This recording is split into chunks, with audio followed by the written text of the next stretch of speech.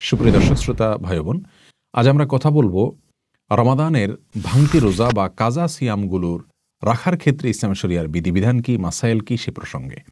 কোরআনে কারীমে আল্লাহ সুবহানাহু ওয়া তাআলা সূরা বাকারার 184 নম্বর আয়াতে বলেছেন, ফামান কানা মিনকুম মারিদান আও আলা সাফারিন ফাইদ্দাতুম মিন আইয়ামিন উখর। তোমাদের মধ্য থেকে কেউ যদি রমাদান মাসে অসুস্থতাজনিত কারণে রোজা রাখতে না পারেন অথবা সফরে ছিলেন সে কারণে রোজা রাখতে না পারেন, তাহলে সেই রোজাগুলো রমাদানের পরে অন্য সময় তাকে রেখে দিতে হবে।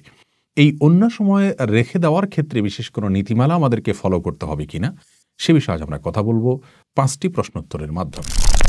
সর্বপ্রথম যে প্রশ্ন উত্তর দিতে চাই তা হলো, রমাদানের ভাঙতি রোজা বা কাজা সিয়ামগুলো আমরা যখন আদায় করবো রমাদানের পরে, তখন সেগুলোকে ধারাবাহিকভাবে রাখতে হবে নাকি গ্যাপ দিয়ে দিয়েও আমরা রাখতে পারবো? এই প্রশ্নের উত্তর হলো, ধারাবাহিকভাবে এক নাগাড়ে রমাদানের কাজা সিয়ামগুলো রাখা জরুরি নয়, বরং আমরা চাইলে সেগুলোকে গ্যাপ দিয়ে দিয়ে রাখতে পারবো।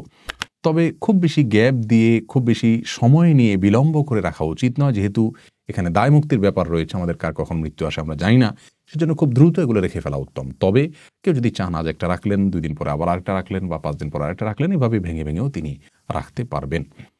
দ্বিতীয় প্রশ্ন হলো, রমাদানের ভাঙতি রোজা বা কাজা সিয়াম রাখার ক্ষেত্রে বিশেষ কোনো সময়সীমা আছে কিনা ইসলামের শরিয়ার দৃষ্টিকোণ থেকে, যে এই সময়ের ভেতরেই এই সিয়ামগুলো রেখে ফেলতে হবে? এর উত্তর হলো, মৌলিকভাবে রমাদানের রোজা যেগুলো ভাঙা পড়েছে অসুস্থতাজনিত কারণে বা সফরের কারণে গ্রহণযোগ্য ওজরের ভিত্তিতে, সেগুলো রমাদানের পরে আমরা রেখে ফেলবো, কিন্তু রমাদানের পরপরই রেখে ফেলতে হবে এমন কোনো বাধ্যবাধকতা নেই। এখানে ছাড় রয়েছে, আমরা 2 মাস 4 মাস বা 6 মাস পরে চাইলেও রাখতে পারি। তবে এক্ষেত্রে আম্মাজান আয়েশা রাদিয়াল্লাহু তাআলা একটি হাদিস থেকে আমরা একটি নির্দেশনা পাই, যেটি বুখারী মুসলিম একযোগে বর্ণনা করেছে। আম্মাজান আয়েশা রাদিয়াল্লাহু তাআলা বলেছেন যে তার রমাদানের মাসিকের কারণে যে রোজাগুলো রাখা হতো না, সেগুলো তিনি পরবর্তী রমাদানের আগে শাবান মাসে রাখতেন। এতটা দেরি করতেন কারণ রাসূল আকরাম সাল্লাল্লাহু আলাইহি ওয়াসাল্লাম তার সঙ্গে বসবাস করতেন, তার অধিকার এর প্রতি খেয়াল রেখে তিনি বিলম্ব করতেন। এবং পরবর্তী রমাদানের আগে যে শাবান মাস, সেখানে রাসূল আকরাম সাল্লাল্লাহু আলাইহি ওয়াসাল্লাম প্রচুর পরিমাণে নফল রোজা রাখতেন, এই ফাঁকে তিনি তার ফরজ রোজাগুলো রেখে দিতেন। এই হাদিসের ভিত্তিতে উলামায়ে কেরাম বলে থাকেন যে এক রমজানের রোজা কাজা করার জন্য বিলম্ব করতে করতে পরবর্তী রমজানের আগ পর্যন্ত বিলম্ব করা যেতে পারে। কিন্তু শরীয়ত গ্রাহ্য ওজর ছাড়া পরবর্তী রমাদানও যদি ক্রস করে যায়, তবুও আগের রমজান রোজা কাজা রয়ে গেছে, আদায় করা হয়নি, তাহলে সেক্ষেত্রে এটি অন্যায় হবে, এটি গুনাহ হবে। আর যদি শরীয়ত গ্রাহ্য ওজরের কারণে দেরি হয়, পরবর্তী রমজানও চলে আসে, তাহলে সেটা কারণে কোনো গুনাহ হবে না। যদি কোনো কারণে পরবর্তী রমজান চলে আসলো, এর পরেও কিন্তু আগের রমজানের রোজা কাজা বাকি থাকলে সেগুলো আদায় করতে হবে। সেক্ষেত্রে কাজার পাশাপাশি অন্য কোনো অর্থদণ্ড বা অন্য কোনো কিছু দিতে হবে না, এটাই বিশুদ্ধতম মত। তাহলে আমরা জানলাম যে রমাদানের রোজা এটা রাখার ক্ষেত্রে 2 মাস 4 মাস 6 মাসের কোনো সময়সীমা নেই, তবে পরবর্তী রমজানের আগে আগে সেগুলো রেখে ফেলা উচিত। কোনো গ্রহণযোগ্য ওজর ছাড়া পরবর্তী রমজানের পরে বিলম্ব করা জায়েজ নয়, সঠিক নয়, উচিত নয়। তৃতীয় প্রশ্ন হলো, রমাদানের ভাঙতি রোজা বা কাজা সিয়াম এগুলো আমরা যখন রাখবো তখন এর পাশাপাশি অন্য কোনো কিছু করতে হবে কিনা? যেমন রমাদানে আমরা তারাবি পড়ি, আবার রোজাও রাখি, তাহলে রমজানের কাজা আদায় করতে গেলে রাতে তারাবি পড়ে তারপর রোজা রাখতে হবে কিনা? এর উত্তর হলো না। আমাদেরকে রমজানের রোজা যে কয়টা রাখতে হবে, যে কয়টা ভেঙেছে সেগুলো আমরা রাখবো, সেগুলোর সাথে তারাবির নামাজের কোনো বিধান নেই, কারণ তারাবির নামাজ এটা রমাদান মাসে পালনযোগ্য ইবাদত। রমাদানের পরে তারাবির অপশন নাই, যার কারণে রমাদানের পরে আমরা শুধুমাত্র যে কয়টা রোজা ভাঙতি হয়েছে সেগুলো রেখে ফেললেই চলবে, অন্য কোনো কিছু সাথে করতে হবে না।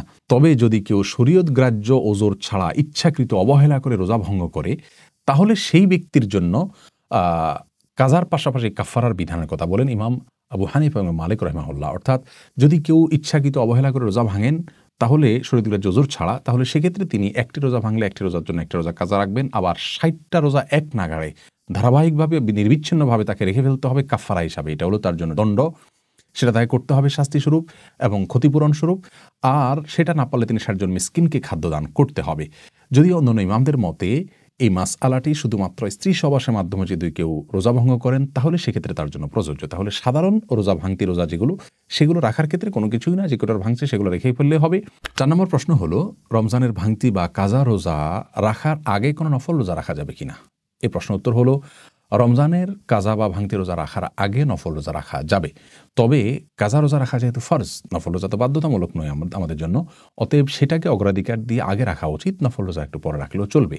কিন্তু কোনো কারণে যদি সেটাকে বিলম্ব করেন, অর্থাৎ ফরজ কাজা রোজাকে, এবং এর আগে নফল রোজা রাখেন, তাহলে সেটা জায়েজ হবে। বিশেষ করে শাওয়ালের 6 রোজা সম্পর্কে অনেকে জানতে চান যে শাওয়ালের 6 রোজা এটা আমরা যদি রমজানের ফরজ ভাঙতি রোজা রাখার আগে রাখি তাহলে জায়েজ হবে কিনা, এ বিষয়ে অনেক উলামা ইকরাম নিষেধ করেন, কারণ হাদিসে আসছে মান সামা রমাদান সুম্মা আতবাউ সিত্তাম মিন শাওয়াল, যে ব্যক্তি রমজান রোজা রাখলো তারপরে শাওয়ালের 6 রোজা রাখলো তার জন্য ফজিলত রয়েছে। অতএব আপনাকে রমজান রোজা আগে শেষ করতে হবে কাজা সহ, তারপর শাওয়াল রোজা রাখুন, এটা অনেক উলামা ইকরামের বক্তব্য।